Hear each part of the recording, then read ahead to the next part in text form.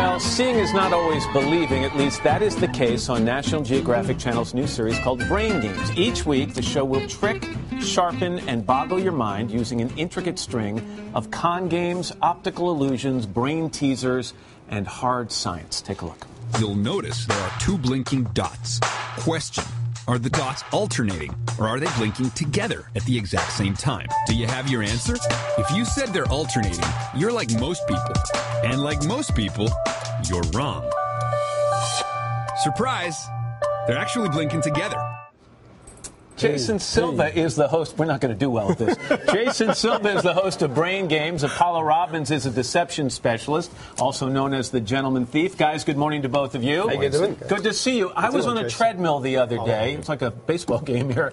I was on a treadmill the other day. I started to see the promos for this, and I got sucked in. I really did, because you find yourself believing one thing when something else is true. Yeah, absolutely. I mean, the show is really, what you see is not always what you get. I mean, it's a pop science series that's making brain science accessible. The idea is to mainstreamify brain science. I mean, on the one hand, the brain is the most complicated object in the universe. On the other hand, it has these built-in limitations, it has these built-in shortcomings. And these brain scientists create these interactive experiments so that people at home can kind of play along. So can you trick it by bypassing the obvious? Pretty much. I mean, the whole idea is we're taking advantage of the obvious. Yeah. Right. In other words, once you ask the question with the dots, we kind of guess, okay, they are in sync. Yeah, there's a lot of experiments like that. I mean, for example, we all think we live in a world that we experience as three-dimensional, but we actually take in low-resolution 2D images through our eyes, and then our brain kind of fills it in and creates a 3D reality. So we receive incomplete information, and our brain fills it in, and he exploits that brilliantly. Boy, does he exploit it! I'll tell you. Let's kind of give us a warm-up, all right? Yeah. You have a riddle, okay? He's one of the smartest guys I've ever met. So why don't you start with the riddle on Brian? Go ahead. Yeah, well, this is kind of a cool one that shows you how your brain kind of wants to fill patterns. It wants to complete patterns. So I'll let you do this. No, it's pretty easy. So the question is, Mary's mother had 4 daughters: April, May, June, and July.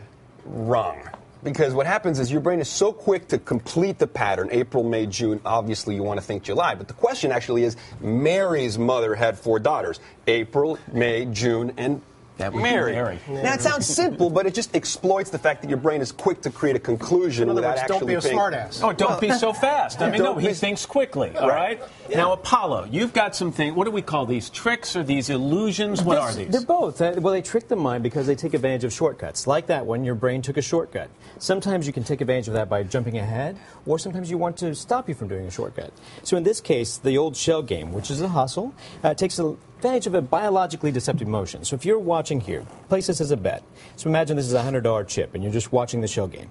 If you're watching that at home, you can see where the shells are, you can see where the P is, but when you do this very slowly, you can see, when I move it, almost where the P goes. Yet if you were to take a guess, it's not where you think it would be. I'll do this one more time. All right, one more time. One more time. And this time we'll have you place a bet. We'll be a team here. We'll see. Don't watch the shells. Watch the space between the shells. So watch right here, and you can almost see when it happens. So if you see it go across, now if you're watching it, I'm done. Where would you say it is? Wait. Put the chip in front of it. Is that what you're saying?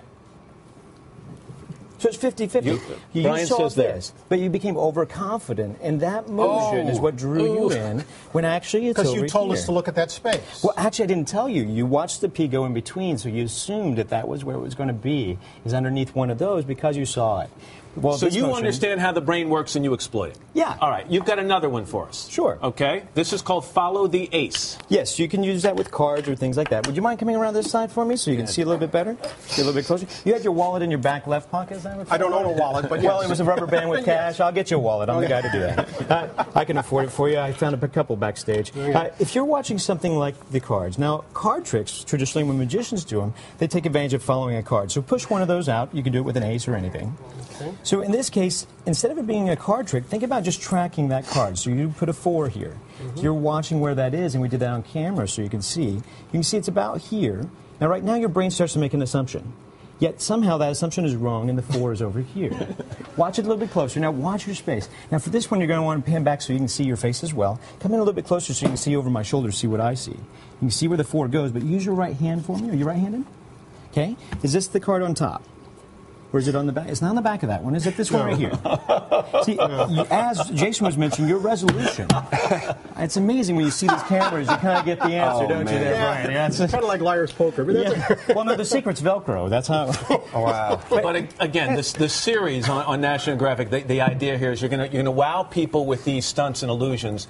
But if they pay attention, they're going to learn something about how their brain operates. Absolutely. Yes. I mean, we call it lean-in programming. So we design these experiments so that the star of the show is really your brain at home. You play along. You lean into the screen. So it's truly an interactive show. Absolutely. You participate in the experiments. You have that visceral appreciation of the wow, and then you're like, how does that happen? So then it becomes explained, right? So one of the experts will come on board. I'll come on the screen. He'll come on the screen, and we kind of tell you this is because of your attentional blindness, or this is because your lateral prefrontal cortex goes crisscross. Like your lateral problem. prefrontal That's always been That's your why problem. I can't putt. Exactly. Lateral prefrontal cortex.